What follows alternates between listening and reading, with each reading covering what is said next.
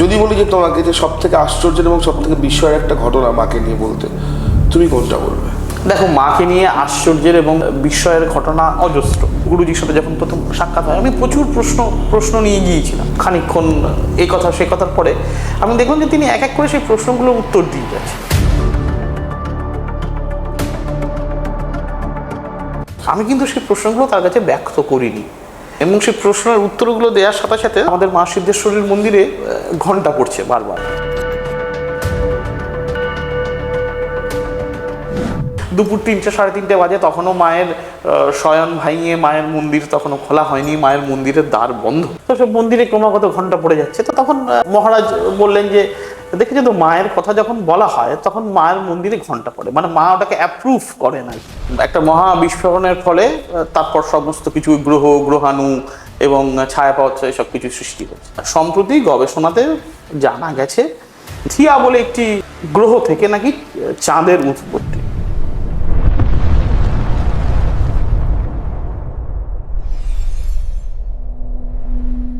তার সাথে যদি আমরা ওই গানটার অংশ যদি মেলাই, আদিভূতা সনাতনী শূন্য রূপা শশীভালী।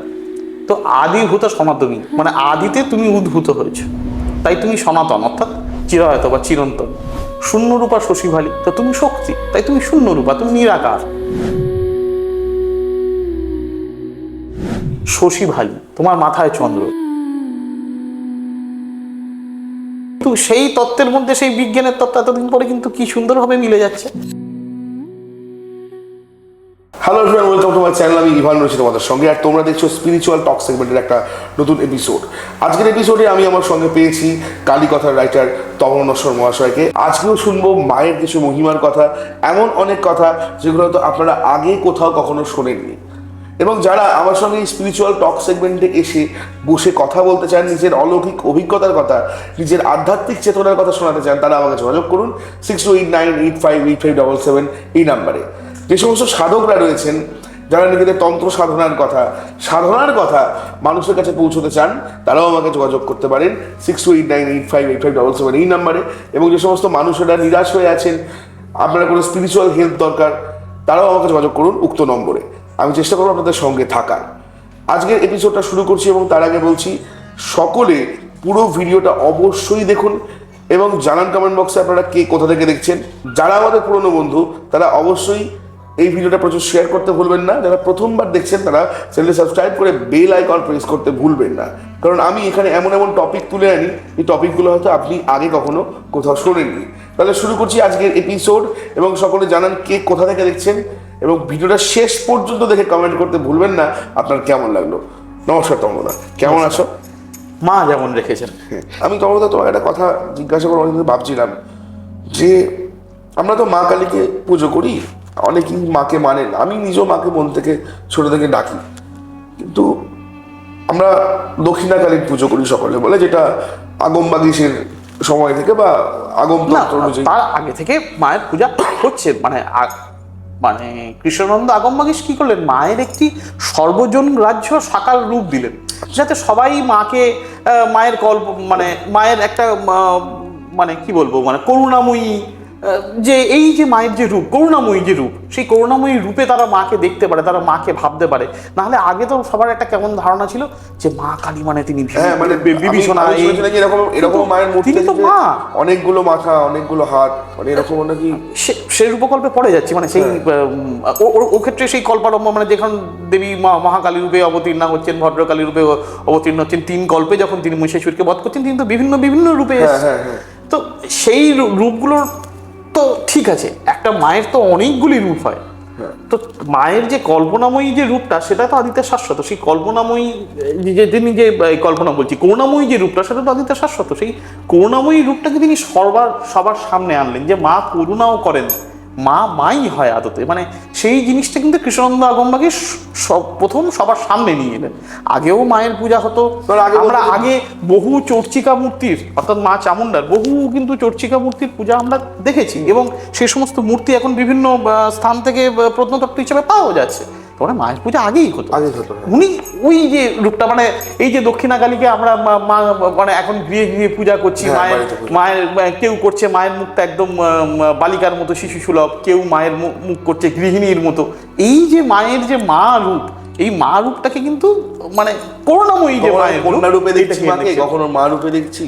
এবং এর পিছনে কিন্তু বহু মানুষের বহু স্বপ্নাদেশ আছে, মানে হ্যাঁ, কলকাতায় তো মন্দিরের সাথে স্বপ্নাদেশের একটা তো মানে বেশ তিনি ভালো রকম তিনি যে রূপে যেখানে তিনি যেমন ভাবে পূজা চাইছেন, মানুষ সেভাবেই তাকে পূজা করছেন। মানে স্বপ্নাদেশের ব্যাপারটা কি, মানে কোথাও গিয়ে যখন তুমি তাকে সবসময় কল্পনা করছো, তাকে ভাবছো যে তাকেই, মানে জব যেমন আমি মুখে যেমন জব করছি, সে তো একটা জব। এছাড়াও তুমি যদি সর্বক্ষণ তাকে কল্পনা করো যে মা, ধরো তোমার একটা কিছু খারাপ হলো, ধরো তুমি একটা কোথাও কোনো কাজে গেছো, তুমি খুব আশা নিয়েছিলে যে সেই কাজটা তোমার হবে, কাজটা হলো না, তখন তুমি তোমার অবচেতন মনে সেই তাকেই বললে, মা আমি এত আশা করে গেলাম, তোমাকে ডাকলাম, তুমি এটা দেখলে না। তো সেটাও কোথায় গিয়ে তো তাকে কল্পনা করাই হচ্ছে। আবার তুমি কোথাও যাচ্ছ, তার আগে তাকে স্মরণ করছো। তো আমরা তো অবচেতনে সবসময় যে এই যে তাকে ডেকে যাচ্ছি, তাকে ভেবে যাচ্ছি, এবং আমাদের প্রত্যেকের ভাবনার আধার বিভিন্ন রকম। কোথাও আমরা তাকে মা রূপে ভাবছি, কোথাও আমরা তাকে অন্য রূপে ভাবছি। সেই রূপেই তিনি স্বপ্নাদিষ্ট হচ্ছেন এবং সেই রূপেই তিনি আসছেন এবং সেভাবে পূজা পাচ্ছেন। এইভাবে তো কলকাতায় বহু জায়গায় বহুভাবে মায়ের মানে স্বপ্নাদিষ্ট মূর্তি আছে। আমাদের কলকাতায় মা আনন্দময়ী যে রূপ, সেই রূপেও মা যেমন পূজা পাচ্ছেন, তেমনি এখন তো আরো মানে মায়ের ষোড়শী রূপে, ভুবন মোহিনী রূপে, বহু রূপে মায়ের পূজা পাই। তার দক্ষিণেশ্বরের মায়ের রূপ, দক্ষিণাকালী মায়ের যে রূপ, সেটাও তো অন্যরকম। আমাদের যেটা সব থেকে বড় সমস্যা, আমরা তাকে যত দূরে সরিয়ে দেবো, যত নিয়ম আচার, নিয়ম নিষ্ঠা উপচারের সাথে পুজো অবশ্যই করতে হবে, কিন্তু যত তাকে আমরা দূরে সরিয়ে দেবো না, তিনি তো দূরে সরে যাবেন। তাকে যত কাছের ভাবতে পারবো, তত তিনি কাছেই আসবেন। তো যে যেভাবে কাছে তাকে ডেকেছে, কাছে ভেবেছে, সে সেভাবেই তাকে পেয়েছে। তুমি বলছো যে কথা একটা আছে না, মাকে ডিম দেওয়া হয়, হাঁসের ডিম, কিন্তু মহিন্দারের মা মানে এমনিতে তো হাঁসের ডিমে, ধরো মায়ের তো ভোগে বা মায়ের নিবেদনে আমরা তো আমিষ দিই। এবার কোনোদিন ধরো তোমার মানে আমি যখন কালীকথা 1-এর যখন লেখা হচ্ছে, তখন একটি বাড়িতে গিয়েছিলাম। সেটা হচ্ছে আমাদের বারুইপুরের একটু ভিতরে যেতে হয়, শ্রী জয়দীপ চক্রবর্তী স্যার, জয়দীপ স্যারেদের বাড়ির মা সেখানে প্রায় 500 বছর ধরে পূজা পাচ্ছে। তো মায়ের যখন তারা যখন মাকে পেলেন, তখন স্বাভাবিক বলেছিলেন যে আমরা তো অতি সাধারণ ব্রাহ্মণ পরিবার, মা তোমাকে নিয়মিত আমিষ ভোগ দেবো কিভাবে? আমাদের তো সেরকমভাবে আমিষ ভোগ দেওয়ার সামর্থ্য নেই, গরিব ব্রাহ্মণ পরিবার। আজ থেকে 500 বছর আগে তখন কী বা সামর্থ্য ছিল? তো তখন তিনি বলেন যে তোমাদের যা হবে, যেদিন আমিষ হবে তুমি সেদিন আমিষ দিও, যেদিন তোমার ভোগে কিছু নেই, তুমি আমাকে ওই তোমার যে ভাত তরকারি তুমি যা করছো নিষ্ঠা করে, সেটা রান্না করে তুমি আমাকে সেটাই ভোগ হিসাবে নিবেদন করো। তা তেমনি তোমাকে মাকে তুমি মাছ দিতে চাইছো, তোমার কোনোদিন মাছ নেই, তোমার কাছে মাছ নেই বা তোমার সে সামর্থ্য নেই মাছ কেনা, তুমি মাকে ভক্তি, তোমার বাড়িতে হাঁসের ডিম হয়েছে, তুমি ভক্তি ভরে দুটি ডিম রান্না করেই মাকে দাও না, মা সেটাই গ্রহণ করবে। মা ডিম বলে মাকে দেয়া যাবে না, মানে আমার এই মাকে ডিমের ভোগ দেওয়ার এই পোস্টের পরে অনেক মানুষ দেখলাম খুব নেগেটিভ কমেন্ট করেছেন যে মা ভ্রূণ খাচ্ছেন বা এই খাচ্ছেন। এসব কিছুই না, এই সম্পূর্ণ ভুল কথা। এই পুরো পৃথিবীটাই চলছে খাদ্যের সম্পর্কের মধ্যে চলছে। এখানে যিনি ডিম দিচ্ছেন, কিন্তু তাকে মাকে দেখো, এই বলি নিয়ে অনেক তথ্য, অনেক মহারাজরা আছেন তোমার এখানে, স্বামী পরমাত্মানন্দজি মহারাজও এসেছেন, তিনি বলি নিয়ে শাস্ত্রীয় ব্যাখ্যা ট্যাখ্যা সবই দিয়েছেন। আমি অত গভীর শাস্ত্রীয় ব্যাখ্যায় যাচ্ছি না, যেহেতু আমি কোনো শাস্ত্রকার নয়। আমি আমার শ্রদ্ধেয় শ্রী গুরুদেব পরমানন্দগিরি মহারাজের বলা একটি খুব সহজ ব্যাখ্যা আমি দিচ্ছি। তিনি বলছেন যে দেখো, বলি নিয়ে আমরা এত করি যে ডিম দেয়া হচ্ছে মাকে, পাঁঠা বলি দেওয়া হচ্ছে, মাছ দেওয়া হচ্ছে, এসবগুলো কেমন আবার ব্যাপার?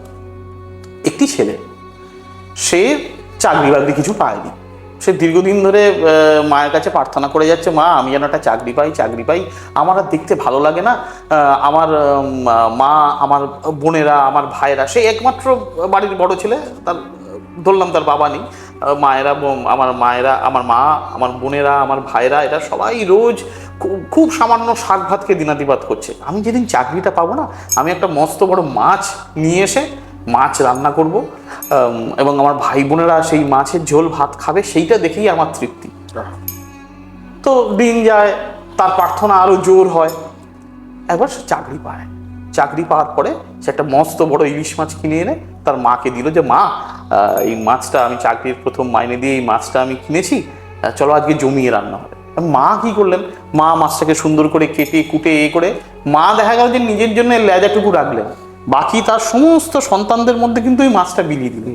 বলি তো এটাই, এই যে বলির যে মাংস সেটা তো সবাই গ্রহণ করছি, তাহলে তো শুধু খালি মা বলি চান, মা বলি চান, মা বলি চান, তিনি বলি প্রিয় অবশ্যই, কিন্তু তিনি তার সন্তানের মধ্যেও সেই খাদ্য করে দেন। কাজেই ওই ওই যে একটা অদ্ভুত জিনিসগুলো চলে আসে যে মাই মাছ মাংস খেতে চেয়েছেন, তার মধ্যে আমাদেরও ইচ্ছা, আমাদেরও তাকে দেওয়ার যে ইচ্ছা, তাকে দেওয়ার যে নিষ্ঠা, সেটাও কিন্তু কাজ করে কোথাও গিয়ে।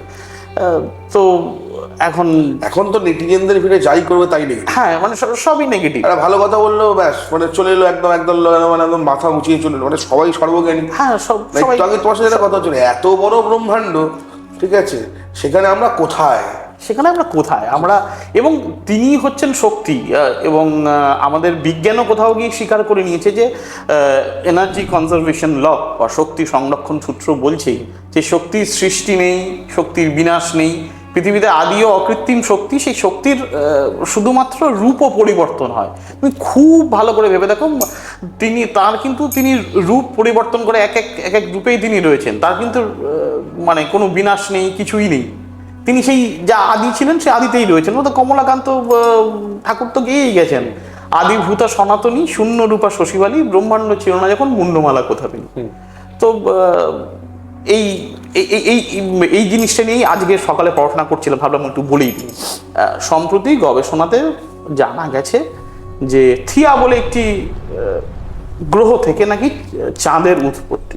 একটা মহা বিস্ফোরণের ফলে তারপর সমস্ত কিছু গ্রহ গ্রহাণু এবং ছায়াপথ সব কিছু সৃষ্টি হয়েছে। আমরা মায়ের একটি নাম জানি কুষ্মান্ডা, একটা বিশাল অণ্ড রূপে তাকে যখন কল্পনা করছি, তো সেই অণ্ড থেকেই সকল কিছু সৃষ্টি হয়েছে। কি সুন্দর না, মানে কি সুন্দরভাবে জিনিসগুলো মিলে যাচ্ছে।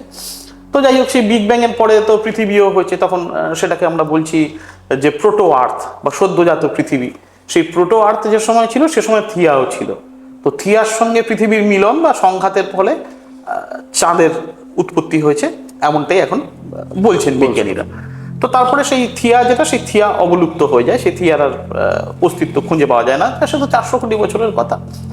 তো এবারে তার সাথে যদি আমরা ওই গানটার অংশ যদি মেলাই, আদিভূতা সনাতনী শূন্য রূপা শশীভালী। তো আদিভূতা সনাতনী মানে আদিতে তুমি উদ্ভূত হয়েছ, তাই তুমি সনাতন, অর্থাৎ চিরায়ত বা চিরন্তন। শূন্য রূপা শশীভালী, তো তুমি শক্তি, তাই তুমি শূন্য রূপা, তুমি নিরাকার।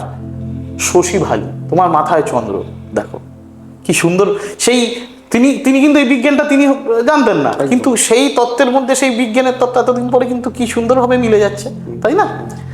এবারে তারপরে বলছি যে ব্রহ্মাণ্ড ছিল না যখন মুন্ডমালা কোথায়। সবাই তো খুব মানে দেখলাম যে কিছু মানুষ খুব মানে স্থূলভাবে এটাকে বলছেন যে মুন্ডমালা মানে হচ্ছে নরমুন্ডমালা, যেটা দিয়ে সাধনার কাজে লাগে। না, সেই অর্থে তিনি বলছেন না, বলছে মুন্ডমালা অর্থাৎ কিছু কোথাও কি কঙ্কাল হিসাবে আমরা ধরছি। তো তখন এই যে সমস্ত ধূমকেতুর অংশ ইত্যাদি অংশ, এই সমস্ত যে ছোট ছোট উল্কাপিণ্ড, এগুলো তো সবই কঙ্কাল ধরা যেতে পারে। একটা সেই এর পরে বিশ্বনাথ পরে ছোট ছোট কঙ্কাল, সেই কঙ্কালগুলোকে তিনি মুন্ডমালা বলছেন। যে ব্রহ্মাণ্ডের আদিতে তিনি সেই মুন্ডমালাগুলো ধারণ করেছেন, সেই মুন্ডমালা দিয়েই তিনি এই তার উপরেই কাঠামো দিয়ে তিনি এই জগৎটা গ্রহণ করছেন। ধরলাম যে পৃথিবীর একটা কঙ্কাল, সেই কঙ্কালটা ধীরে ধীরে ঠান্ডা হয়ে তার উপরে আস্তে আস্তে আস্তে আস্তে মানুষের বসতি গড়ে উঠলো, তাই না? তো কাজেই তিনি যে আদি সেটা প্রমাণ করার জন্য বা প্রমাণ করার কোনো দরকার নেই, কারণ তাকে প্রমাণ করা যায় না। তিনি আমরা ধরে রয়েছেন, আমরা তার চারদিকেই ওই ঘুরে বেড়াচ্ছি, আমরা তাকে ধরি না, তিনি আমাদের ধরে রেখেছেন। মানুষ সেটা ভাবে যে আমি তাকে পাবো না, তিনি আমাকে ধরে রেখেছেন বলে তাই। আচ্ছা কমলদা, তুমি তো মানে আমাকে বলো, তুমি তো এত ঘটনা শুনেছো, এত মায়ের মহিমার কথা শুনেছো, যদি বলি যে তোমাকে যে সব থেকে আশ্চর্যের এবং সব থেকে বিস্ময়ের একটা ঘটনা মাকে নিয়ে বলতে, তুমি কোনটা বলবে? দেখো, মাকে নিয়ে আশ্চর্যের এবং বিস্ময়ের ঘটনা অজস্র। মানে এবারে মানুষ এবারে তুমি কি নিজের চোখে দেখেছো? নিজের চোখে দেখা বলে তো কিছু হয় না, কিছু অনুভব হয়।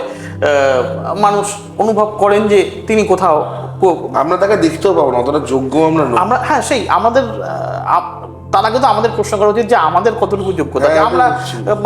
কাজে অকাজে অহেতুক বা হেতু থাকা সত্ত্বেও চেতনে অবচেতনে প্রচুর মিথ্যা বলি, মিথ্যা যাপন করি। এটা আমাদের করতে হয়, কেন করতে হয় সেসব প্রশ্ন পড়ে, কিন্তু আমরা করতেই থাকি। তো কাজেই তার মধ্যে দিয়ে তাকে যা দেখা পাবো সেটা অনেক বড় ব্যাপার। কিন্তু তার অস্তিত্ব, যেমন আমি বলি যে আমি যখন প্রথম আমার গুরুজির সাথে যখন প্রথম সাক্ষাৎ হয়, আমি প্রচুর প্রশ্ন নিয়ে গিয়েছিলাম। সেই যে প্রশ্ন, মানুষকে প্রশ্ন করার মতোই, আমি তো সাক্ষাৎ করেছি তোমার একদম, মানে সেই প্রশ্নগুলো কিন্তু আমি কাউকেই কখনো বলিনি। সেই প্রশ্নগুলো আমার মানে নিজের মনের মধ্যে সেই প্রশ্নগুলি ছিল, মানে সেই প্রশ্নগুলি ছিল। এবারে সেই প্রশ্নগুলো নিয়ে আমি তার কাছে বসলাম। তিনি খানিকক্ষণ এই কথা সেই কথার পরে আমি দেখলাম যে তিনি এক এক করে সেই প্রশ্নগুলো উত্তর দিয়ে যাচ্ছেন। আমি কিন্তু সেই প্রশ্নগুলো তার কাছে ব্যক্ত করিনি। এবং তিনি যে প্রশ্ন দিচ্ছেন এবং সেই প্রশ্নের উত্তরগুলো দেওয়ার সাথে সাথে তার মন্দিরে, মানে আমাদের মা সিদ্ধেশ্বরীর মন্দিরে ঘন্টা পড়ছে বারবার। এবার সেই যে ঘন্টা যখন পড়ছে তখন কিন্তু আমরা ভিতরের ঘরে বসে আছি, তখনও ওই দুপুর 3টে 3:30 বাজে, তখনও মায়ের শয়ন ভাঙিয়ে মায়ের মন্দির তখনও খোলা হয়নি, মায়ের মন্দিরের দ্বার বন্ধ।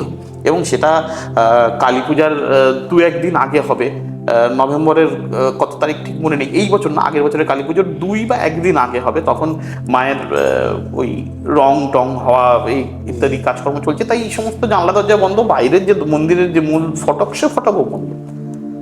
তাহলে একটি বন্ধ ঘরে যেখানে বাতাস আসার কোনো নেই, এবং মায়ের যখন রং করা হয় তখন তো স্বাভাবিকভাবে সমস্ত কিছু মানুষের তো বাইরের মানুষকে দেখানোর নয়। আর নিজের মা তিনি যখন বস্ত্র পরিবর্তন করেন, তিনি তার সন্তানের সামনেও দরজা দিয়ে দেন। এটাই জাগতিক নিয়ম। তো সেভাবেই তো সব মন্দিরে ক্রমাগত ঘন্টা পড়ে যাচ্ছে। তো তখন মহারাজ বললেন যে দেখেছো তো, মায়ের কথা যখন বলা হয় তখন মায়ের মন্দিরে ঘন্টা পড়ে, মানে মা ওটাকে অ্যাপ্রুভ করেন আর কি। এবং তারপরে বহু ক্ষেত্রে দেখেছি মা সিদ্ধেশ্বরীর কথা যখন আমরা আলোচনা করি তখন প্রতি মুহূর্তে কিন্তু মন্দিরে ঘন্টা পড়ে। মানে এটা আমিও তো আমি এখন এই লাইভে তোমাকে বলছি, এখন সকাল 12টা 10 বাজে, তোমার কাছে ওনার নম্বর আছে, তুমি যদি তাদের সাথে কথা বলছো তুমি এখনই ফোন করে দেখো, লাইভেই বন্ধুদের দেখাতে পারো, তুমি লাইভে ফোন করে দেখো। আমি স্থির নিশ্চিত, এটা আমার মনের বিশ্বাস যে ঘন্টা পড়ছে। যদিও আমি পাপী মানুষ, তবু আমার মনের বিশ্বাস, এটা তুমি কিন্তু করে দেখাতেই পারো। তো না মানে আমি তুমি যে বলছো, কারণ তার কথা যে আলোচনা হয়, লাভ নেই, ওরা বিশ্বাস করলে করবে, না করলে না করবে। এ সত্যি তাই, মানে এই খুব অদ্ভুত, মানে এই জিনিসটা আমার সাথে ঘটেছে, মানে আমি সেই জন্য আমার সাথে যেটা ঘটেছে, আমি যখন তোমার কথা বলে যখন গেলাম, আমার গায়ে কাঁটা দিয়ে দিয়েছিল ওই সময়টা। বসেছি, সবকিছু ক্যামেরা সেট করা হয়েছে, তখন অলরেডি মায়ের যে যাবতীয় ভিডিও করা সেগুলো করে নিয়েছি। জাস্ট বসেছি আমি তখন গুরুজির সামনে বসে আছেন। তো যখন গিয়ে বসেছি ওখানে, হঠাৎ কথা হচ্ছে যখন গুরুজির সাথে যে তাহলে যাই গুরুজি, সব ঠিকঠাক হয়ে গেছে, এবার তাহলে শুরু করছি। এবার শুরুটা করেছি, মাকে ডাকলে তো মা পাওয়া যায়, মা তো আসেই না, উনি তো মাই। জাস্ট এই কথাটা বলার সঙ্গে সঙ্গে না, মানে মায়ের হাত থেকে ফুলটা পড়ে গেল। মানে আমার ভিডিও চলছে সেই সময়, মানে আমি তো মানে আমার গায়ে কাঁটা দিয়ে দিয়েছে। এবং আমি পরে নোটিস করেছিলাম যে ওই যে হাত থেকে ফুলটা পড়েছে না, ওটা পড়ার কথা না। ওই হাতটা কিন্তু এই হাত থেকে না, ওপরের যে হাতে ফুল দেওয়া ছিল এই হাত থেকে ফুলটা পড়েছে। কি করে, হাউ, এর কোনো ব্যাখ্যা আমি নিজে পাইনি। আমি প্রচুর ভেবেছি, জানো তো, প্রচুর ভেবেছি।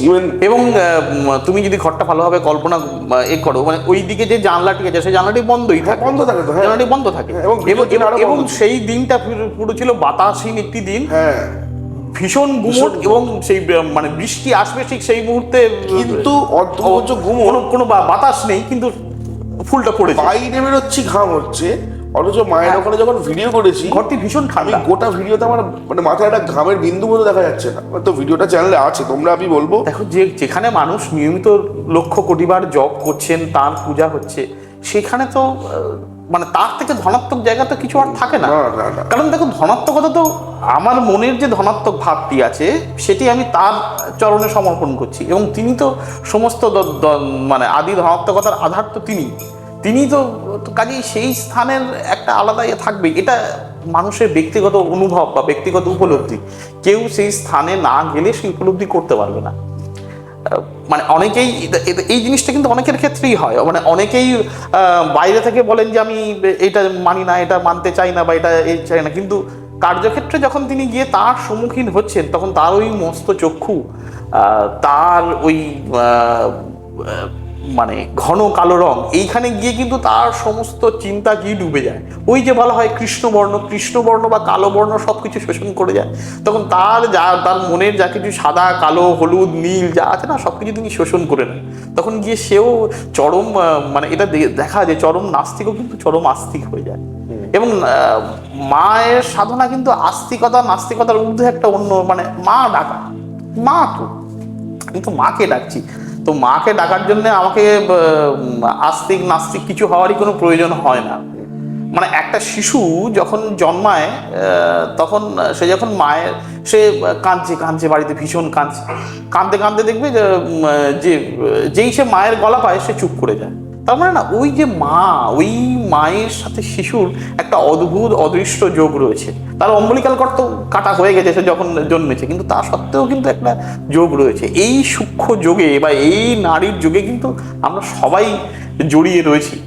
এবং যখন তার সামনে গিয়ে দাঁড়াই তখন গিয়ে আমাদের তো মাকে নিয়ে কত মান অভিমান হয়। মা আমাদেরকে ধরো মা তুমি এই রান্না করেছো, আমি আজকে খাবো না, মাও রেগে গেল, যা তোকে খেতে হবে না, দিয়ে মা দুহা পিঠে মেরেই দিল আমাদের। তারপর খানিক পরে রাগ অভিমান, খাবো না, আমি দরজা বন্ধ করে আছি। খানিকক্ষণ মান অভিমান করার পরে মা এসে দরজায় ধাক্কা দিলেন, দরজাটা খুব খুললাম, দিয়ে মায়ের সম্মুখে গিয়ে দাঁড়ালাম যে আমার সামনে মা দাঁড়িয়ে আছে। তুমি যত কিছুই কল্পনা করো, যতই রাগ করো না কেন, দেখবে তোমার গোলে জল হয়ে যায়। একদম গোলে জল হয়ে যায়, একটা দারুণ অনুতাপ এসে তখন নিজের মনের মধ্যে আছে যে এতটা না করলেই পারতাম। ঠিক সেই জিনিসটা কিন্তু সবার ক্ষেত্রেই হয়। তুমি এই দেখো স্বামী বিবেকানন্দেরকে তুমি দেখো, আর তো তাকে বলেছিলেন তো কি চাওয়ার আছে তুই মায়ের কাছে গিয়ে চেয়ে নে। তিনি কি মায়ের কাছে চাইতে পারলেন? তিনি একজন মানুষ যিনি কিনা প্রবল যুক্তিবাদী একজন মানুষ, যিনি যুক্তিতে ভীষণভাবে বিশ্বাস করেন। তাকেও দেখো তিনিও কোথাও গিয়ে তার কাছে গিয়ে তিনি নিজেকে সমর্পণ করলেন। তো এইটাই হচ্ছে ব্যাপার, যে আমরা কোথাও না তার সঙ্গে একটা অদৃশ্য নারীর টানে, একটা অদৃশ্য যোগসূত্রে মিলিয়েছি। এবং তিনি বহু সন্তান যখন সত্যি বিপদে থাকে, সে যখন মন প্রাণ দিয়ে তাকে স্মরণ করে, তখন তিনি আসেন। একদমই তাই, মানে মাকে ডাকলে তো পাওয়াই যায়। আমাদের এই বিষয়টা আমরা এমন অনেক কথা জানতে পারলাম যেগুলো শুধুই আমরা অবাক হয়ে তোমার থেকে শুনে যেতে হবে যে মায়ের মহিমার কথা। মানে তুমি সত্যি কতটা ভালোবেসে এই কাজটা করো এবং কতটা ভালোবেসে মায়ের মহিমার কথা লিখছো, যে কারণে মাও তোমাকে দোয়াত ভরে ঢেলে দিচ্ছে। কিন্তু মাও চাইছে আসলে না, দেখো এইখানে আমি ইন্টারাপ্ট করবো, আমার বলে এখানে কিছু নেই তো। মায়ের গলায় যে মা তো মুন্ডমালা রয়েছে, মায়ের গলায় যে লিখছো মুন্ডমালা রয়েছে, সেই মুন্ডমালাই হচ্ছে 50টা বর্ণ। এবং হাতের যে মুন্ডমালা সেটা হচ্ছে তোমার ওম। তো অক্ষর তার, সবই তার। আমি তার কাছে শুধু ভিক্ষা চেয়েছি মাত্র, মা তোমার কথা লিখবো, তুমি অক্ষর ভিক্ষা দাও। তিনি ভিক্ষা দিয়েছেন, সেই ভিক্ষার অক্ষর দিয়ে আমি মালা গেঁথে সাজিয়েছি। করি না, উনি করিয়েই নিচ্ছে। একদমই তাই। এবং তুমি ভাবো না, আমার তো এই ধরনের পডকাস্ট করা বা এই কাজে আসার কথাই নয়। আমি কোথায় ছিলাম, একটা অডিও ফরম্যাটে ছিলাম, কিন্তু ভাবিনি যে আমি কোশ্চিন গেলেও ভাবিনি আমি এরকম স্পিরিচুয়াল জিনিস নিয়ে করবো, মাকে নিয়ে ভিডিও বানাবো, আমি কোনোদিনই ভাবিনি। মানে হঠাৎ করেই আমার বাড়িতে, মানে যখন কালী পুজোটা হলো, আমার যেন সব কিছু ওলটপালট হয়ে গেল। আমার গোটা পৃথিবী খেটে গেল। আমার আস্তে আস্তে বুঝতে পারছি আমার জীবনযাপন পাল্টে যাচ্ছে। আমি আগে যে জীবনযাত্রা যাপন করতাম সেই জীবনযাত্রা যাপন করতে পারছি না। আস্তে আস্তে নিজের চিন্তাধারা বদলাচ্ছে। সবই তার ইচ্ছা। দেখো, তারই ইচ্ছার বাইরে তো কিছু হয় না। যেমন আমরা বহু মানে আকর গ্রন্থগুলো যদি পড়ি, সেখানে তুমি দেখবে, মানে বামা ঠাকুরের জীবনী যদি পড়ি আমরা, তো বামা ঠাকুর যখন জব সেরে তিনি যখন সমাহিত অবস্থায় থাকতেন, সেটা ঘন্টার পর ঘন্টা কেটে যেত, 4 ঘন্টা 5 ঘন্টা কেটে যেত। তো মায়ের মন্দিরে আমরা কি সবসময় শুদ্ধ গাত্রে শুদ্ধ হয়ে উঠি। তিনি ওই বাইরের চাতালে বসে রয়েছেন, তিনি সমাহিত অবস্থায় রয়েছেন, বা বাইরে চাতালে মানে ওই স্থানে তিনি যে থাকতেন, তারাপীঠে গেলে দেখতে পাবে তিনি কোথায়। তো সমাহিত অবস্থায় রয়েছেন, 4 ঘন্টা 5 ঘন্টা 6 ঘন্টা 7 ঘন্টা কেটে গেছে, তার কোনো মানে বিকার নেই। তারপরে যখন তিনি যখন সমাধি ভাঙলেন, সমাধি ভেঙে তিনি নির্জীব জড়ো হয়ে তিনি বসে রয়েছেন। এবং সে সময় শোনা যায় যে তিনি, তার শরীরের অবস্থা এমনই থাকতো যে তিনি কোনো বোধহীনভাবেই অনেক সময় তার মানে প্রসাবও হয়ে যেত। তো যেখানে আমরা শুদ্ধ হয়ে যাচ্ছি, শুদ্ধ হয়ে শুদ্ধ গাছরে তার মন্দিরে যাচ্ছি, সেখানে তার এক সন্তান, সেখানে তিনি জব সেরে উঠে তিনি ওইভাবেই গাছতলায় বসে তার মানে তিনি তার অবচেতনে তার প্রসাব হয়ে যাচ্ছে। তো মা কিন্তু তাতেও কিছু মনে করতেন না। তারপরেও তিনি মায়ের ভোগ পেয়েছেন, তিনি মায়ের ভোগ পাননি বলে মা নিজে খাওয়া বন্ধ করে দিয়েছেন। তার মানে আমাদেরকে এটা বুঝতে হবে যে আমরা যে তাকে নিয়ে এত দূরে সরিয়ে দিই, এত কিছু করি, এত ভাবি, তার কাছে কিন্তু সন্তান যখন পরিষ্কার জামা কাপড় পরে আসছে সেও তার সন্তান, তেমনি যে তার কোলে উঠে রয়েছে সে তার কোলেই কখনো বমি করছে, তার কোলে কখনোই হিসু করছে, কখনো পটি করছে, তাকেও তিনি পরিষ্কারও করান। তিনি মা, মানে আমরা যখন আমাদের মায়ের সাথে তাকে যতক্ষণ না এক করতে পারবো ততক্ষণ না মনে হয় আমাদের এক হওয়া হবে। একদমই তাই। মানে মা শব্দটাই যা যা বোঝায় তিনি তার মধ্যে সেই সবকটিই রয়েছে। মানুষের মধ্যে অনেক ব্যাপার থাকে, অনেকে জানতে চান যে এই যে বিরাচার, এই বলে যে বিরাচারী সাধক, এটা নিয়ে আমি বলি যে বিরাচারটা কি জিনিস। বলো তুমি বলো। তো বিরাচার নিয়ে বলতে গেলে প্রথমে তন্ত্রের কথা তো বলতে হয়, যে তন্ত্র নিয়ে তো অনেকের অনেক রকম কথাবার্তা, কিন্তু তন্ত্রের আসল জিনিসটা যেটা, সেটা হচ্ছে যে তার অর্থাৎ আমার শরীরকে জানা, তনুকে জানা, শরীরের মধ্যে যে শক্তি আছে সেই শক্তির উপলব্ধি হওয়া বা সেই শক্তির জ্ঞানটাকে বোঝা বা সেই শক্তিকে বোঝা, সেটাই হচ্ছে তন্ত্র। তন্ত্রের কথা আমি আমার বই থেকে একটু বইটা বলবো, দেখাও সকলকে। হ্যাঁ, এটা তমলদারের লেখা বই, কালীকথা, পত্রভারতী থেকে প্রকাশিত। যারা ভিডিওটা দেখছেন তাদেরকে অবশ্যই ডিসক্রিপশন বক্সে আমি লিঙ্ক দিয়ে রাখলাম। এই বইটা সকলে কিনে পড়ুন এবং মায়ের কথা জানুন, অন্যকেও পড়ার সুযোগ করে দিন। Thank you so much. এবারে এই যে তন্ত্রের একেবারে ব্যুৎপত্তিগত অর্থ যদি আমরা ধরি, প্রথমে সেটা হচ্ছে যে ব্যুৎপাদন হচ্ছে জ্ঞান, আর অর্থ তৈরফলা, যে অর্থ হচ্ছে ত্রাণ করা। তাহলে তত্ত্ব এবং মন্ত্রের মাধ্যমে যে জীবের যে ত্রাণ হচ্ছে, সেই ত্রাণটাই হচ্ছে তন্ত্র। এইবারে তন্ত্রশাস্ত্র কিন্তু ভীষণভাবে ক্রিয়ামূলক। আমি যেটা বলছি সেটা তত্ত্বের কথা বলছি, কিন্তু জিনিসটা খুব ক্রিয়ামূলক। তো এখানেই যে কথাটা আসছে, ওই যে বিরাচার বা বীরের কথা, যে বিরাচারী সাধক, বিরাচারটা কি, সেই বিষয়ে বলতে গেলে যেটা বলা, সেটা হচ্ছে যে মানুষের তিনটে ভাব হয়, দিব্য, পশু এবং বীর। তিন প্রকার ভাব আছে মানে সাধকের আর কি। তো এই যে পশু, যেটা পশু হচ্ছে আমরা মানুষ মাত্রই পশু। এই যে শিষ্ণ উদর পরায়ণ যে মানুষ, আমাদের যে প্রাথমিক যে ভাবটা, এটাই হচ্ছে একেবারে পশু ভাব, ঠিক আছে, একেবারে মানে অধম পশু। এবার এই অধম পশুর থেকে যখন আমরা একটুখানি বিদ্যা, একটু জ্ঞান আমরা নিলাম, একটু সংযম নিলাম, তখন সেখান থেকে আমরা হলাম উত্তম পশু। এবার এই উত্তম পশু হওয়ার পরে তারপরে আমরা আস্তে আস্তে করে ঈশ্বর অনুসন্ধানের ব্রতী হয়েছি, আস্তে আস্তে করে জ্ঞান নিচ্ছি, একটু করে নিজেদের মধ্যে উপলব্ধিকে বাড়াতে বাড়াতে তখন আমাদের মনের মধ্যে এই যে বীর ভাব, অর্থাৎ কি আমাদের মনের মধ্যে সাহস এলো, আমরা অনেক সংযমী হলাম। এই যে সাহস মানে আমরা কি শুধু ভাবি কি ভয়কে জয় করার সাহস, তা কিন্তু না। এই যে সংযম, এও কিন্তু একটা সাহস।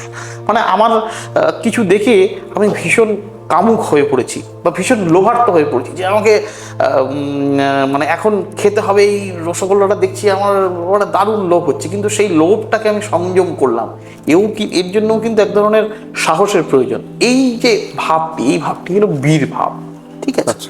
এবারে বীর ভাবের মধ্যে দিয়ে যেতে যেতে যেতে যেতে এক সময় সাধক দিব্য ভাব, বা মানে সব থেকে শেষ যেটা দিব্য ভাব প্রাপ্ত হন। দিব্য ভাব যখন যে সাধক প্রাপ্ত হয়েছেন, তিনি তো সকল কিছুর ঊর্ধ্বে চলে গেছেন না, তারপরে তার ব্রহ্মদর্শন এবং তো তাহলে আমরা বোঝাতে পারলাম যে পশু ভাবটা কি। পশু ভাবটা আমরা সমস্ত মানুষই কিন্তু আদতে পশু। এবারে পশুর মধ্যে যে একেবারেই যখন বেসিক ইনস্টিংক্ট যখন থাকছে, তখন হচ্ছে আমরা অধম পশু। অধম থেকে আস্তে আস্তে উত্তরণ হলে এবার তারপর উত্তম পশু, তারপরে ওই যে বীর ভাব, যেটা বলি বিরাচারী সাধক। অর্থাৎ বিরাচারী সাধক মানে কি, তার বেশ কিছু জায়গায় তিনি, তার মধ্যে কিন্তু সংযম বা সংযমের আয়ত্ত রয়েছে, তিনি হচ্ছেন একজন বিরাচারী সাধক। জিনিসটা বোঝানো গেল। এবারে এই যে মানে সাধনার যে আচার, এবারে এই আচারের পথে যখন আমরা যাচ্ছি, তখন এখানে গিয়ে আমাদের একটা খুব গুঁড়ো একটা জিনিস আছে, সেটা হচ্ছে পঞ্চমকার। আমাদের সবারই বলা হয় যে এই যে মদ, মাংস, মৈথুন, এইগুলো নিয়ে অনেকেই আজকাল অনেক রকম ব্যাখ্যাটা ইত্যাদি দিয়ে থাকেন, মানে অনেক কথাই বলে থাকেন যে তো মদ খেতে হয়, সাধক মাত্রেই মদ খান ইত্যাদি ইত্যাদি অনেক রকম। আমরা ইন্টারনেটের দৌলতে এখন আমরা অনেক কিছু কথাই শুনতে পাই, কিন্তু ব্যাপারটা হচ্ছে যে পঞ্চমকার মানেই কিন্তু তার স্থূল অর্থ যে ধরতে হবে তা কিন্তু নয়। আমি একেবারেই সরল, সহজ এবং বস্তুনিষ্ঠ ব্যবহারিক অর্থে আমি যাচ্ছি। মহানির্বাণ তন্ত্রে বলা হচ্ছে মদ্যং মাংসং তথা মৎস্যস্তং মুদ্রা মৈথুন মেবচ শক্তি পূজা বিধা বাধ্যে পঞ্চতত্ত্বম প্রকীর্তিতম। অর্থাৎ শক্তি পূজার প্রকরণে আমরা মদ, মাংস, মৎস্য, মুদ্রা ও মৈথুন এই পঞ্চতত্ত্বে সাধনা করে থাকি। এই পাঁচটাই হচ্ছে পাঁচটা মদ, এইটাই পঞ্চমকার। এবারে প্রথম তত্ত্ব হচ্ছে মদ্য, ঠিক আছে? যে মদ্যকে আমরা সবাই স্থূল অর্থে মদ ধরছি, তা কিন্তু না। এই যে আমাদের যে ব্রহ্মরন্ধ্র রয়েছে, সেই ব্রহ্মরন্ধ্র থেকে যখন যে সোমধারা বা যে অমৃত ধারা যে ক্ষরণ হচ্ছে, সেই অমৃত ধারা ক্ষরণ করে মানুষের মনে যে আনন্দ প্রাপ্তি হয়, যে তৃপ্তি হয়, সেটাই হচ্ছে মদ্য সাধনা। তাহলে আমি একটু ভালো করে বোঝাচ্ছি। অর্থাৎ মদ্য কোথাও গিয়ে আমাদের অন্তর্নিহিত উপলব্ধি এবং এই যে তত্ত্বগুলিও কিন্তু স্বামী বিবেকানন্দ দেহ তত্ত্বের নিরিখেও খুব সুন্দরভাবে বুঝিয়েছেন যে কোন গ্ল্যান্ড থেকে কোন হরমোন ক্ষরণ হলে আমাদের আনন্দ হয় বা খুশি হয়। এই যে হ্যাপি হরমোনের সিক্রিয়েশন, সেই যে হ্যাপি হরমোনের যে সিক্রিয়েশন, হ্যাপি হরমোনের গ্রুপ, সেটাকেই কিন্তু মদ্য সাধনা বলা হচ্ছে। আমরা যেটা ভাবছি স্থূল অর্থে যে মদ্য মানেই যে একেবারে সাধক ঢকঢক করে মদ্যপান করছেন, তা কিন্তু নয়। মদ্য একটা উপাচার, সেটা তাকে নিবেদন করতে হয়, সেসব সম্পূর্ণ অন্য প্রসঙ্গ। কিন্তু পঞ্চমকারের মদ্য মানেই যে একদম স্থূল এতে মদ্যপান, তা কিন্তু না। আমি সব কথায় ব্যাখ্যায় যাচ্ছি না। এবারে আমি একটু মাছে যাচ্ছি।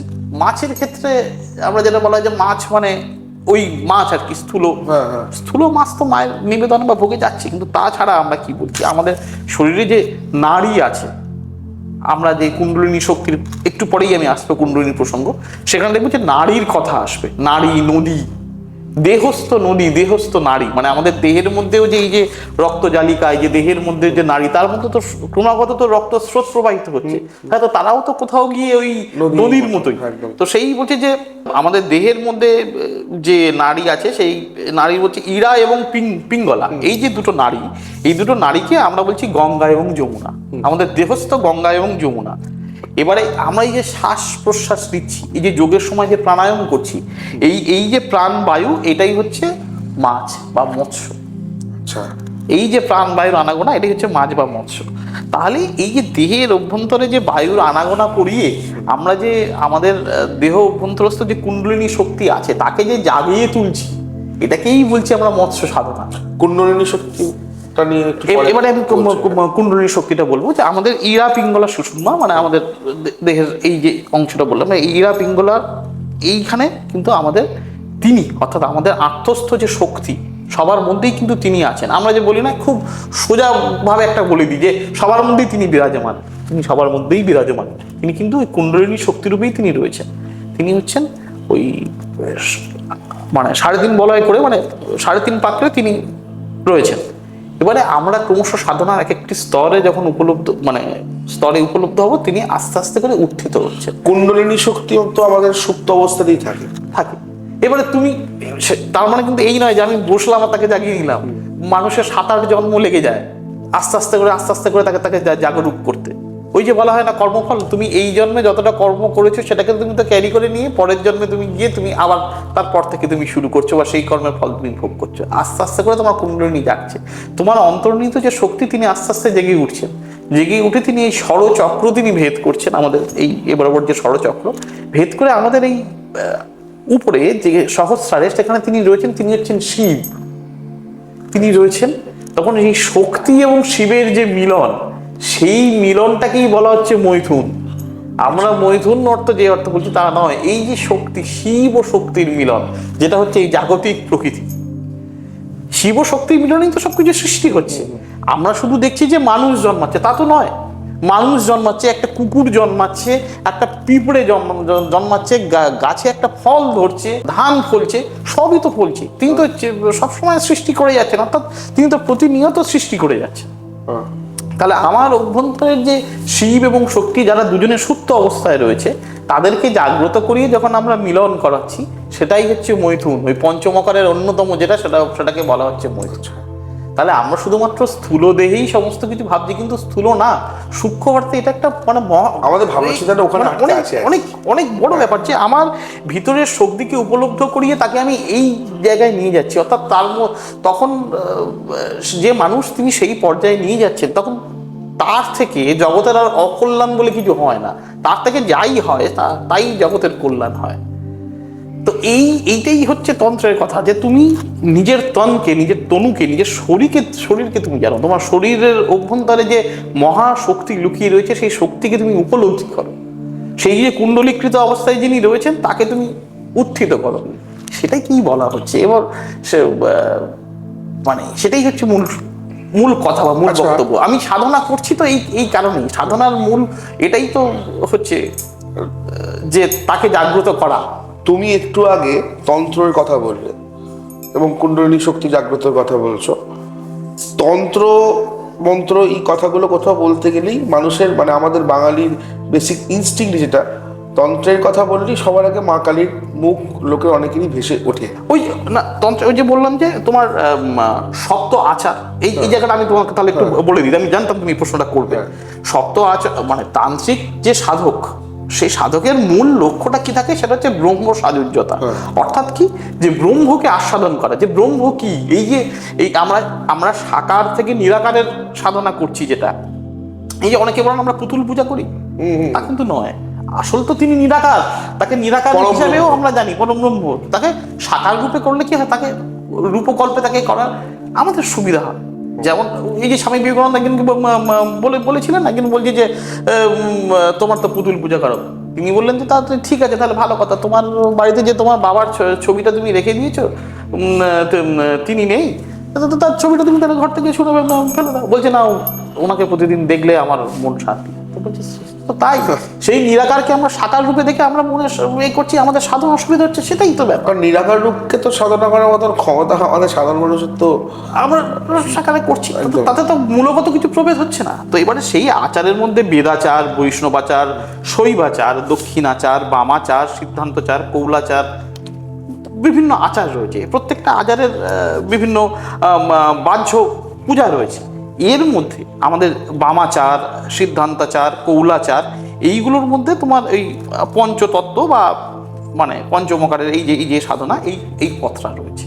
এবং সেখানে এই শক্তি পূজার ক্ষেত্রে তোমাকে যে মন্ত্রটি বললাম, এই মন্ত্রটি আবার পড়তে হবে, যে মদ্যং মাংসং তথা মৎস্যস্তং মুদ্রা মৈথুন মে বচ শক্তি পূজা বিধা বাধ্যে পঞ্চতত্ত্বং প্রকৃতি। ওকে ওকে ওকে গট ইট। মানে শক্তি পূজার ক্ষেত্রে এই পঞ্চতত্ত্ব ভীষণ গুরুত্বপূর্ণ। বুঝে গেল না? সেই জন্যই এই পঞ্চতত্ত্বের বিশদ ব্যাখ্যা বলতে গেলে সে তো মানে চলে যাবে। এবং তন্ত্র হচ্ছে ভীষণভাবে মানে ক্রিয়ামূলক জিনিস। সেটা কিন্তু ওই মুখে বলে তত্ত্ব ওইভাবে বোঝানো সম্ভব না। মানুষ যখন বসবেন, তিনি যখন সাধনা করবেন, তিনি একজন মানুষ যদি আজকে 8 ঘন্টা ধ্যান করে নিয়মিত, তখনই সে বুঝতে পারবে কিন্তু ধ্যানের শক্তিটা কি। সে কিন্তু স্বাভাবিকভাবেই দেখবে তার মনে করার ক্ষমতা অনেক বেড়ে গেছে। একজন মানুষ যদি নিয়মিত 15 দিন বা 1 মাস যদি সে ধ্যান করে, আমি বলছি না সে কোনো বীজ মন্ত্র জপ করছে বা কিছু করছে, সে নিয়মিত প্রতিদিন 8 ঘন্টা করে ধ্যান করছে, মানে কনসেন্ট্রেট করছে, তার 2 ভ্রুর মধ্যে সে তার মনকে স্থির করার চেষ্টা করছে, সে কিন্তু কিছু পরিবর্তন লক্ষ্য করবে। সে দেখবে যে তার যে জিনিস খুব বেশি ভুলে যাচ্ছিল, সে কিন্তু সেই জিনিস মনে রাখতে পারছে। তার কোথাও গিয়ে তার সংযম আসে, মানে হয়তো সে রাস্তাঘাটে খুব সহজেই মানে কোনো জিনিসে সে উত্তেজিত হয়ে পড়ছিল, এই হচ্ছিল, সে কিন্তু দেখবে যে ঠিক আছে, বাসের সিটটা পেলো না, তার ঠিক আছে আমি একটু বদলানিয়ে চলে যাবো। এই জিনিসগুলো কিন্তু নিজের মনের মধ্যে ভালো থাকা, নিজের মনে এই কথাটাই কিন্তু তন্ত্র, যে নিজের দেহ অভ্যন্তরস্থ যে শক্তি আছে, তোমার সংযম আছে, সেই জিনিসগুলোকে আস্তে আস্তে আবিষ্কার করা, কাল্টিভেট করা। ওই যে সেই আমাদের মানে আমি মনে করছিলাম জটের কথাটা, কাল্টিভেট করতে হচ্ছে মশাই, নিজেকে কাল্টিভেট করা। ওই যে মন রে কৃষি কাজ জানো না, মানে নিজেকে কাল্টিভেট করাটাই হচ্ছে তন্ত্র। মন রে কৃষি কাজ জানে না, গুরু দত্ত বীজ রোপণ করে ভক্তি বাড়ি সেচে দেয় না। তার মানে গুরু তোমাকে বীজ মন্ত্র দিলেন, সেই বীজটা তুমি তোমার মনের জমিতে তুমি রোপণ করলে, অর্থাৎ দিলে, এবারে তুমি নিয়মিত তাকে ওই সাধনার দ্বারা তুমি তাকে জল দিলে, দিলে আস্তে আস্তে তোমার গাছ হবে। এই হচ্ছে ব্যাপার। সত্যি মানে এত অদ্ভুত আমাদের এই মানে মায়ের খুবই কথা ব্যবহারিক, বলতেই মানে খুবই খুবই ব্যবহারিক জীবনের তুমি দেখো সবচেয়ে বড় কথা খুবই related to our daily life. একদমই তাই। হ্যাঁ, তুমি যে কোনো কিছুই বলতে, খুবই কুণ্ডলিনী বলতে গেলেও সেটা আমাদের ডেইলি লাইফের মধ্যেই চলে আসছে, কিন্তু আমাদেরই হয়তো সেই বোধগম্য আমরা নিজেরা করতে পারি না। সবকিছু তিনি তো মানুষকে জীবন দিয়েছেন জীবন যাপন করার জন্য, অর্থাৎ জীবনে বেঁচে থাকার জন্য, কর্ম করার জন্য।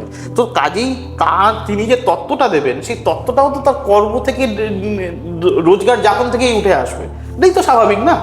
তিনি আমাকে বলছেন তুমি কর্ম করো, কর্ম না করলে তোমার কিছু হবে না। তো কাজেই আমার যা শিক্ষা হবে সেটা তো এই কর্মের মধ্যে থেকে উঠে আসবে, সেটা তো খুব স্বাভাবিক। আচ্ছা, এই আমি তোমাকে এখানে বলি যে দক্ষিণেশ্বর আমাদের যেটা আছে, দক্ষিণেশ্বর ওখানে তো রামকৃষ্ণদেবের জন্য আরো মানে বিখ্যাত, পরমহংস ঠাকুরের জন্য। তো তুমি দক্ষিণেশ্বরে তো গেছো, তোমার মানে কি মনে হয়? অনেকে এখন তো মানে নেটিজেনদের যুগে রামকৃষ্ণদেবকে নিয়ে অনেক অনেক কথাই বলে, তুমি জানো, শুনেছো আশা করি। তো মানে তোমার মতে রামকৃষ্ণ কি? দূর থেকে একজন কাউকে দেখছো, ঠিক আছে, তুমি দূর থেকে একটা কাউকে দেখছো, ওই পাশ থেকে আলো পড়েছে, তুমি যখন তাকে দেখবে তুমি তার সিলুয়েটটা দেখতে পাবে। আমরা কিন্তু রামকৃষ্ণদেবের সিলুয়েটটা দেখছি, তার মধ্যে কি আছে আমরা কি দেখি? সাইড ভিউ দেখি, ফ্রন্ট ভিউ দেখি, টপ ভিউ দেখি, আমরা তাকে তাই দেখছি। তার ভিতরে তিনি কি ছিলেন আমরা কিন্তু কেউ দেখছি না। কিন্তু তার কথাগুলো যখন আমরা শুনছি, যখন সেই তিনি যে উপলব্ধিগুলো দিয়ে গেছেন, সেই উপলব্ধির সামান্য সামান্য আমরা যখন কণাগুলো যখন আমরা পাচ্ছি, তখন আমরা বুঝতে পারছি যে তিনি কি ছিলেন, বা তার জ্ঞান বা তার লোকশিক্ষাটা কোন জায়গায় ছিল। একজন মনে রাখতে হবে যে একজন মানুষ যখন লোকশিক্ষা দিচ্ছেন, তার মানে তিনি সেটাকে নিজের মধ্যে উপলব্ধ করেছেন। তিনি নিজের মধ্যে উপলব্ধ করে সেটাকেই তিনি নিজের মতো করে তৈরি করে আমাদের সামনে সহজ করে এনে দিচ্ছেন। তার মানে তার উপলব্ধি জ্ঞানটা কতখানি, মানে মানুষ হিসাবে কতখানি উন্নীত হলে তবে তিনি ওই জিনিসটাকে তিনি আহরণ করছেন। মানে আমরা তো র মধু খেতে পারি না, খেলে আমাদের গলা ফলা ঝাঁঝ ফাঁঝে জ্বলে যাবে, বিশ্রী লাগবে খেতে। তো তিনি ওই ফুলের মধুটাকে তিনি আহরণ করেছেন, তিনি নিজে ফিল্টার করেছেন, করে আমাদেরকে এই সুমিষ্ট মধুটা দিচ্ছেন। আমরা সুমিষ্টর মধুটাকে আমরা কিন্তু সেই আসল মধুটার এই লক্ষ্য করতে পারবো না। সেটা একমাত্র যিনি মধুকর তিনিই জানেন যে কত হুলের ফোঁটাকে কত কিছু করে, ওই হুলের ফোঁটাটাই হচ্ছে সাধন। কত হুলের ফোঁটাকে কত জ্বালাশয়ে মধুটাকে নিতে হয়েছে। কাজেই আমরা যদি এখানে বসে এখন রামকৃষ্ণদেবের সমালোচনা করি, সেটা কোথাও গিয়ে মূর্খামি বলেই মনে হয়। মানে এখন অনেকেই যে তিনি, কিন্তু তার যে তত্ত্বগুলো প্রত্যেকটা কথাই ওই যে মানে খুবই সাধারণ মানুষের সাথে যখন তিনি কথা বলছেন, যখন তিনি একে কথা বলছেন, বিদ্যাসাগরের সঙ্গে যখন তার সাক্ষাৎ হয়েছে, তিনি বিদ্যাসাগর মহাশয় বলছেন যে আরে আমার সঙ্গে কি ব্যাপার, আমি তো আধা নাস্তিক একজন বামুন, লোকে তো তাই বলে, আমাকে সমাজের লোকজন তো তাই বলে। তো তখন তাকে রামকৃষ্ণদেব বলছেন না, হ্যাঁ তুমিও সাধক, তোমার মতো সিদ্ধ হওয়ার কে আছে, তোমার মতো সিদ্ধ হওয়ার কে আছে, মানে তো বলছে যে সিদ্ধ মানে কি আলু পটল চাল করা সিদ্ধ? বলছে না, যে মানুষের দুঃখে যিনি কাঁদছেন, মানুষের দুঃখে, এই যে মায়েদের দুঃখে যার যার মন সিদ্ধ হয়ে গেছে, তিনি আবার সিদ্ধটাকে তখন স্থূল অর্থে সিদ্ধ বলছেন, মানে মনটা, মানে তাদের দুঃখের যে গরমে, তাদের দুঃখের যে ভাপে যার মন সিদ্ধ হয়ে গেছে, সেও তো কোথাও গিয়ে তো সিদ্ধ সাধক। তাহলে তার উপলব্ধিটা তুমি চিন্তা করো তো। আমরা এত সহজে তাকে আজকে দাগিয়ে দিচ্ছি, তাকে আলোচনা করছি, তার মন বা তার কথাগুলো কতখানি গভীর। আর মায়ের কথা বলা, মায়ের কথা বললে তিনি যে যে কথাগুলি বলেছেন, সেই মানে তার ব্যক্তিগত যে উপলব্ধি, সেই উপলব্ধিগুলোর এখনকার মানুষ অনেকে মানতে চান না, বা এখন অনেকে অনেক কথা বলেন। কিন্তু এটা সত্যি বহু গ্রন্থেও এই কথা তো লেখা আছে, এবং বহু মানুষের মুখে এই কথা শোনা যায় যে মা, মানে ঠাকুর রামকৃষ্ণদেব ওই উনি যে ঘরটা থাকতেন সেই ঘরটা তো আমরা দেখেছি, এখন সেই ঘরটা তো বোধহয় ঢুকতে দেওয়া হয় না, আমি ঠিক জানি না। তো ওইখানে উনি দাঁড়িয়ে আছেন, দাঁড়িয়ে উনি মন্দিরের চূড়ার দিকে তাকিয়ে বলছেন, দেখিস আবার সাবধানে নামিস, আবার পড়ে হাত পা ভাঙিস না যেন, উনি মাকে বলছেন। এবং উনি দেখতেন মা নাকি মন্দিরের চূড়ায় দাঁড়িয়ে গঙ্গার ওদিকে ওই গঙ্গার ওপারে তিনি তাকিয়ে থাকতেন। এবং তিনি এরকমও দেখিয়েছিলেন যে তুলোখণ্ড মায়ের নাকের পাটার কাছে তিনি ধরে দেখিয়েছিলেন যে সেই তুলো নড়ছে, মা নিঃশ্বাস ফেলছে। এগুলো যে তিনি তো দেখিয়েছিলেন। এবারে আজকে আমরা বসে সেগুলো অবিশ্বাস করছি। তিনি যাদেরকে দেখিয়েছিলেন মনে রাখতে হবে তারা কিন্তু সে সময়ের সমস্ত বড় বড় তার্কিক ছিলেন এবং রীতিমতো সেই সময়ের বাঙালি হিসাবে তারা যথেষ্ট প্রতিষ্ঠিত ছিলেন। তো তাদেরকে তারা কি সবাই ভুল? একমাত্র আমরাই ঠিক আজকে দাঁড়িয়ে আমরাই ঠিক। গিরিশ ঘোষ ভুল, গিরিশ ঘোষ মদ্য। আচ্ছা, গিরিশ ঘোষ মদ্য তিনি ভুল, সবাই ভুল। আচ্ছা, ঈশ্বর স্বামীজি নিজেও ভুল। আচ্ছা, ঈশ্বরচন্দ্র বিদ্যাসাগরের মতো মানুষ, তিনি তো তাকে নিয়ে কোনো সমালোচনা করলেন না। কেন করলেন না? মানে তার কি হঠাৎ করে কিছু হলো? তিনি তো চাইলেই করতো, তিনি তো করলেন না। তাহলে আমরা হঠাৎ করেই সবাইকে ভুল প্রমাণ করতে যাবোই বা কেন? আমরা আজ থেকে 60 বছর আগে আমার ঠাকুরদা বলছে যে বারুইপুরে আমরা দেখেছি এক সময় সজারু ঘুরে বেড়াতো, তো এখন বারুইপুরে সজারু নেই। তার মানে আমি বলবো যে আমার ঠাকুরদা মিথ্যা কথা বলেছে? এটা কি কোনোদিন হতে পারে? সে লোক কিন্তু নিজের চোখে দেখেছে এবং সে বর্ণনাও করছে যে সজারু এরকম করছে। এবার সেই সজারু খুব উৎপাত ছিল, তখন আমরা সজারুকে কি করে ধরা হবে? ওকে তো ধরা যায় না। তখন সজারু যে পথ দিয়ে যাচ্ছে, আমরা সেই পথে দুটো কলা গাছ এরকমভাবে কেটে রেখে দিলাম, ধরে বসে আছি। সজারু যেই আসছে, কলা গাছ দুটো আমরা ছেড়ে দিলাম, কলা গাছটা সজারুর পিঠে পড়লো, এই কাঁটায় আটকে গেল। তারপরে আমরা সজারুকে ক্যাপচার করলাম। তিনি এত বিশদ, এত নিখুঁত বর্ণনা দিচ্ছেন, তার মানে তিনি নিশ্চয়ই দেখেছেন। আমি যদি এখন দুঃখ করে বলি তুমি ভুল কথা বলছো, তোমার মাথা খারাপ হয়ে গেছে, তো তাহলে সেটা তো এঁড়ে তর্ক বা গাজবাড়ি হবে না। মানে আজকে আমরা দেখছি না, মানে তিনি যা বলেছেন সেটা ভুল। আর আমরা তাকে বিচার করার কি আমাদের মধ্যে কতটুকু সাধন ক্ষমতা আছে, বা আমাদের মধ্যে কতটুকু প্রাপ্তি আছে যে আমরা সহজেই সবকিছু করে দেবো। আর সবকিছুই যে চোখের দেখায় বা বিজ্ঞানের বোঝায় হবে, তাহলে তো হয়েই যেত। একজন মা, তিনি সন্তান ধারণ করছেন 10 মাস 10 দিন, একটা অ্যাপ্রক্স ডেট ধরা হচ্ছে যে অমুক তারিখে তিনি গর্ভবতী হয়েছেন, মানে অমুক তারিখে তার মধ্যে ভ্রূণ এসছে। কিন্তু সেইটা তো একটা অ্যাপারেন্ট ডেট। তার কত আগে থেকে তিনি চিন্তা করেছেন আমি সন্তান নেব, তারপরেই তো তিনি সন্তানের চিন্তা করেছেন, তারপরেই তো পারস্পরিক সাহচর্য এবং তারপরেই সন্তান আসা। তো কাজেই এই যে এত বড় প্রসেসটা, কাজেই কখন যে সন্তান আসছে বা কখন তিনি চিন্তা করছেন সেটা কিন্তু আমরা জানি না। তো কাজেই আমরা একটা সময় অবধি বিজ্ঞান বলছি, তারপরে তো অনেকটা সময়, আমি বিজ্ঞানকে অস্বীকার করছি না, আমি নিজে বিজ্ঞানের ছাত্র, তারপরেও কিন্তু অনেকটা অংশ ধোঁয়াশা থেকে যাচ্ছে। তো কাজেই দুটো মিলিয়েই তো আমাদের বাস্তব জগৎ আছে, তাহলে আমরা পিছনের অংশটাকে অস্বীকার করতে পারলে কি করবো? না, একদমই ঠিক কথা। আর আমি দেখবেন মায়ের তো অনেক রূপ নিয়ে তো অনেকে অনেক কথাই বলেন, অনেক রূপ প্রচলিত রয়েছে। মায়ের মানে আমরা দক্ষিণাকালীর রূপটাকেই পুজো করে থাকি। হ্যাঁ, মানে গৃহে পূজার জন্য মা দক্ষিণাকালীর রূপ, মা যেখানে বাবাকালীর পুজো করি না কেন? দেখো, মা কালী বা মা শ্মশানকালীর রূপ, তিনি তো শ্মশানে বসে রয়েছে। তার দেখবে তার জিহ্বা বেরিয়ে নেই। তার কেন জিহ্বা বেরিয়ে নেই? কারণ ওই যে তিনি লাল জিহ্বা দিয়ে, মানে লাল জিহ্বা যে বেরিয়ে আছে এবং তার যে শ্বেত দন্ত, অর্থাৎ তিনি শত দিয়ে তিনি যে রজকে তিনি আটকে রেখেছেন, সেখানে কিন্তু সেটার দরকার নেই। কারণ শ্মশানে কি হচ্ছে, আমাদের এই যে ইহ জীবনের শেষ হয়ে যাচ্ছে, আমাদের শত রজতম সব শেষ হয়ে যাচ্ছে, তিনি সেখানে থেকে তিনি শ্মশানের অধিষ্ঠিত হয়ে তিনি সেখানে আমাদের যত কিছু ভালো মন্দ যা আছে সব কিছু তিনি গ্রহণ করছেন। তো তার স্থান, তিনি সেখানে থাকাটা তিনি পছন্দ করেছেন, তাকে আমি গৃহে নিয়ে আসবো কেন? তাহলে তুমি এই ভেবো না যে গৃহে নিয়ে এলে তিনি কোনো ক্ষতি করবেন, কিন্তু তিনি এতটাই ভালো করবেন, তিনি আস্তে আস্তে তোমার সমস্ত বাঁধনগুলো কেটে দেবেন। তিনি শ্মশানে পূজিতা, শ্মশানের রূপে পূজিতা, তুমি তাকে গৃহে নিয়ে আসছো, তুমি তাকে গৃহে নিয়ে এসে তুমি সেই মন্ত্রে তুমি পূজা করছো, তার যে ধ্যান মন্ত্রে তুমি তাকে পূজা করছো, তো তখন তো তোমার চারপাশটাকে তিনি তো তার মতো করেই বানিয়ে নেবে। দোষটা তো তার না, দোষটা তো তোমার। তিনি বলবেন যে বাবু তুমি আমাকে এই মন্ত্রে ধ্যান করেছো, তা আমি তো তোমাকে সেই ফলই প্রদান করেছি। তুমি আমার কাছে বলছো যে আমি তোমার কাছে যেতে চাই মা, তুমি আমার আশপাশের সমস্ত বাঁধন কেটে দাও, তা আমি তোমার বাঁধন কেটে দিয়েছি। আমার এখানে তার কি, এগুলো তো সব সম্পূর্ণ আমার। তাই বলছেন সৃষ্টি স্বরূপিণী দক্ষিণা কালিকা মা, কল্যাণময়ী দক্ষিণা রূপেণী তুমি গৃহে পূজা করো।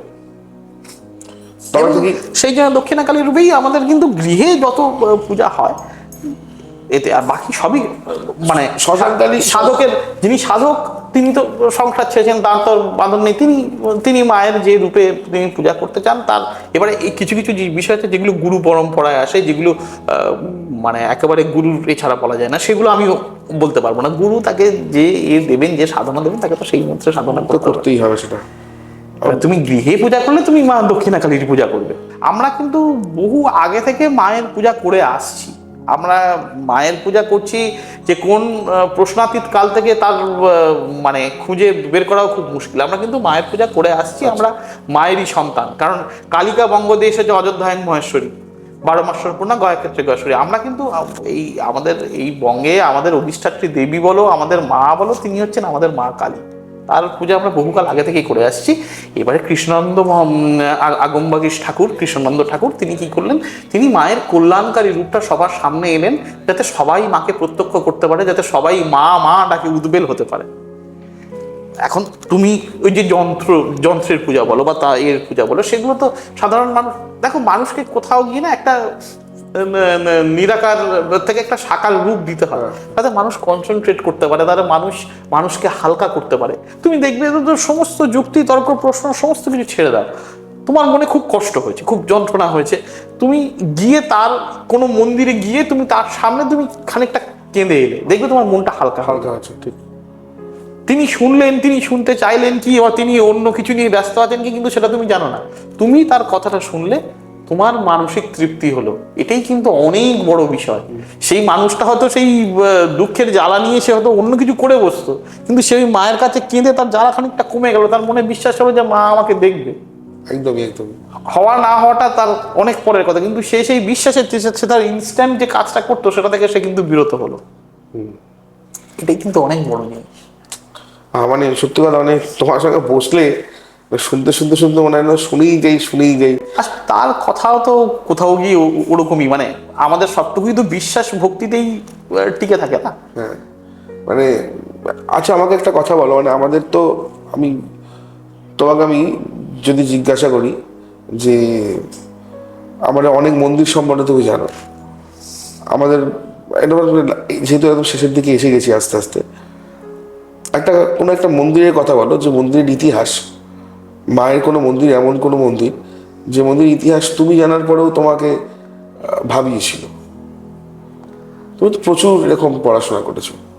এরকম দেখো, এরকম মন্দিরের বহু এরকম মন্দির আছে। যেমন আমাদের এই সম্প্রতি আমি এক দাদার বাড়ি জগদ্ধাত্রী পূজায় গিয়েছিলাম, তো গিয়ে মূলাজোড় কালীবাড়িটি আমি করি। এই যে মূলাজোড় কালীবাড়ি, এই মূলাজোড় কালীবাড়ির কথাও ভারী অদ্ভুত। মানে রামপ্রসাদ ঠাকুর নৌকা করে যাচ্ছেন, আর নৌকা করে যেতে যেতে তিনি গান গাইতে গাইতে যাচ্ছেন। শোনা যায় যে মা ওখানে নিজের মুখ ঘুরিয়ে নিয়েছিলেন, মানে মানে মা দেবী তো, আমরা তো উত্তরমুখী ভাবে এই করে পুজোটা করছি, মানে মা মুখ ঘুরিয়ে দক্ষিণমুখী হয়ে গেছিলেন। শুধু তার গান শোনা, মানে তার বজরা যেদিকে যাচ্ছে সেদিকে মা নিজের মুখ ঘুরিয়ে ফেলেছিলেন। এবং সেইভাবে কিন্তু মা ওইভাবেই রয়েছেন, এবং ওইভাবে কিন্তু কোনো মানে উল্টো মুখটা মানে মা কিন্তু মায়ের বেদি কিন্তু ওইভাবেই ওরকম আছে, মানে এরকম আছে, পুরো মুখটাই ওদিকে ঘোরানো। হ্যাঁ, মুখ মানে বেদিটা এতে তো কাজেই দেখো, তোমাকে এখন মানুষ বলতে পারে যে এটা তো মানে কল্পিত গল্প হতে পারে, কিন্তু আমরা যেভাবে সচরাচর মায়ের মূর্তি প্রতিষ্ঠা করি, যেভাবে বেদি প্রতিষ্ঠা করে পুজো হয়, সেখানে একটা জায়গায় ব্যতিক্রম হচ্ছে কেন? এবং তার সঙ্গে কিংবদন্তি যখন জুড়েছে, তার তো নিশ্চয়ই কিছু সত্যতা রয়েছে। একজন মায়ের মূর্তি উল্টোভাবে প্রতিষ্ঠা করতেই যাবে বা কেন করবে, আর তিনি বা সেটা মেনে নেবেন, কাজে তার ইচ্ছাই হয়েছে। তো মানে এইগুলো নিয়ে যখন প্রশ্ন করি, যখন নিজের মধ্যে হয়, তখন তো মনে হয় সত্যিই তাই। আমাদের বহরমপুরে মুর্শিদাবাদে এক মা আছেন, সেটাকে বলা হয় যে ব্যাঘ্ররূপী দক্ষিণা কালী। সেইখানে মা মানে মায়ের যে শিলাটি যেটা পাওয়া গেছে, সেটা দেখতে হুবহু বাঘের মতো। যে সাধক বা যে মানুষ যিনি ওখানে পূজা করতেন, তিনি বলেছেন, বা পরবর্তীকালে মানুষ বলছেন যে ওখানে বাঘের পিঠে এক বালককে দেখতে পাওয়া যেত। এবারে বহরমপুরের ওই বনে বা মানে ওই মুর্শিদাবাদের ওই অঞ্চলে ওখানে বাঘের কথা কিন্তু আমরা কেউ শুনিনি, যে ওখানে বাঘ, রয়্যাল বেঙ্গল টাইগার আছে বা ইত্যাদি জিনিসপত্র আছে। তো ওখানে রয়্যাল বেঙ্গল টাইগার ওই সময় অত আগে ওখানে রয়্যাল বেঙ্গল টাইগার এলো কোথা থেকে?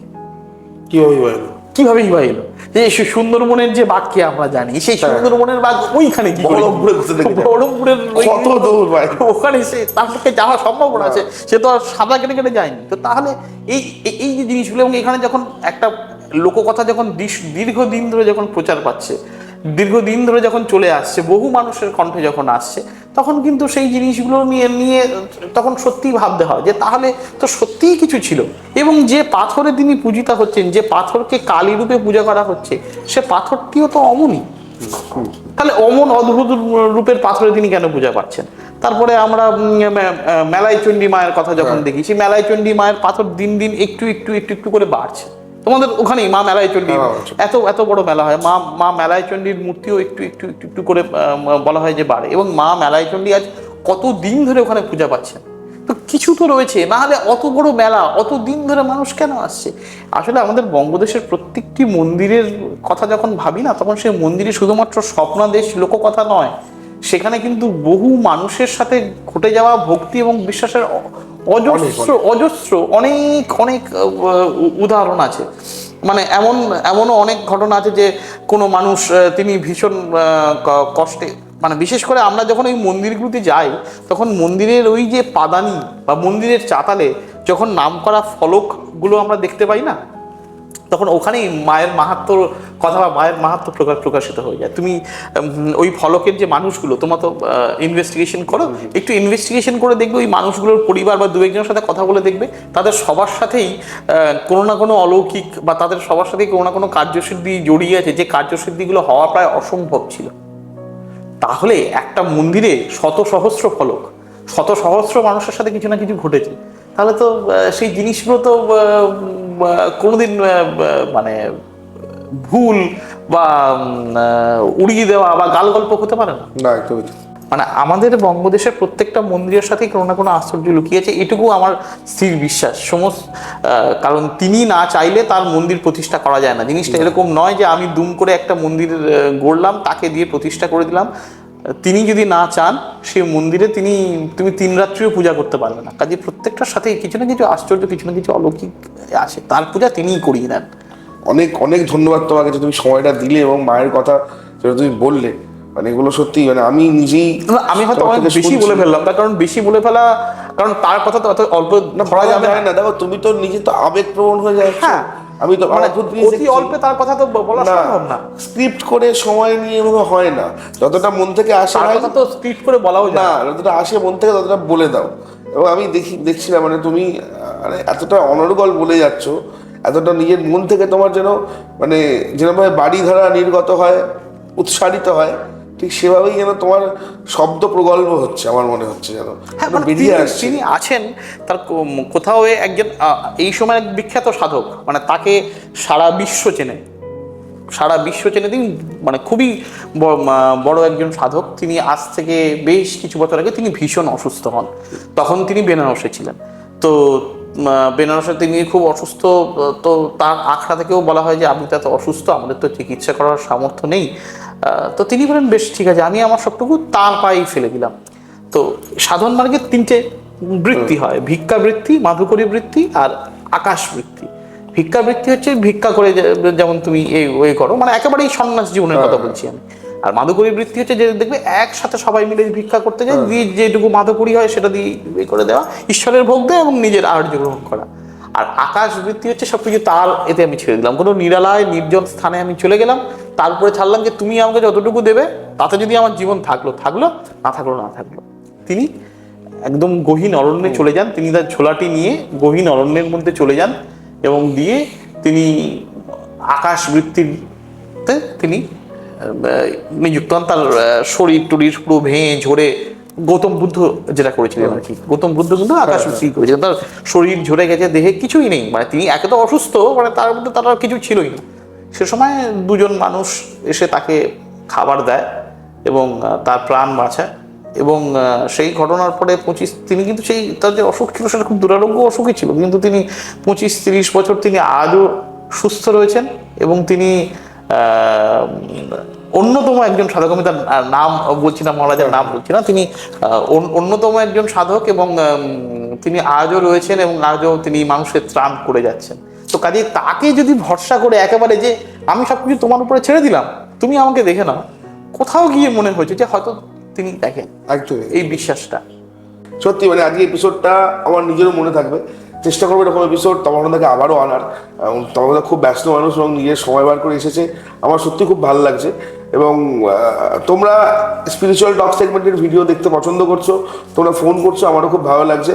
আমি আবারও বলছি, যারা আমার সঙ্গে সরাসরি কথা বলতে চাও, আমার এখানে এসে তোমাদের কোনো অলৌকিক অভিজ্ঞতার কথা শেয়ার করতে চাও, তারা 6289858577 এই নাম্বারে যোগাযোগ করো। এই নাম্বারটা আমি ডিসক্রিপশন বক্সেও দিয়ে রাখলাম, সেখান থেকে তুমি নাম্বারটা পেয়ে যাবে। এবং তোমাদের যদি কোনো সাধক যদি কেউ চান যে আমার এখানে আসবেন, তার সাধনার কথা মানুষকে বলবেন, তারাও আমাকে এই নাম্বারে যোগাযোগ করুন। সাধারণ মানুষকে আমার সাথে কথা বলতে চাই, তারাও আমাকে এই নাম্বারে যোগাযোগ করুন। চেষ্টা করবো যতটা সম্ভব আপনাদের সদুত্তর দেওয়া। এবং আমি সকলকে বলবো কমেন্ট বক্সে জানান কে কোথা থেকে দেখছেন এবং কিভাবে আপনারা আজকের এপিসোডটাকে নিলেন সেটাও জানান। কারণ শুধু শোনা না, শোনার পরে চেতনায় সেটাকে নেওয়া, নিজের চিন্তনে বীজ বপন করা, সেটা আরও বেশি জরুরি। আমি সেটাই চাই। সকলে ভালো থাকুন, সকলকে ভালো রাখুন এবং দেখা হচ্ছে নতুন আরেকটা স্পিরিচুয়াল টক সেগমেন্টের অন্য এপিসোডে। Thank you so much.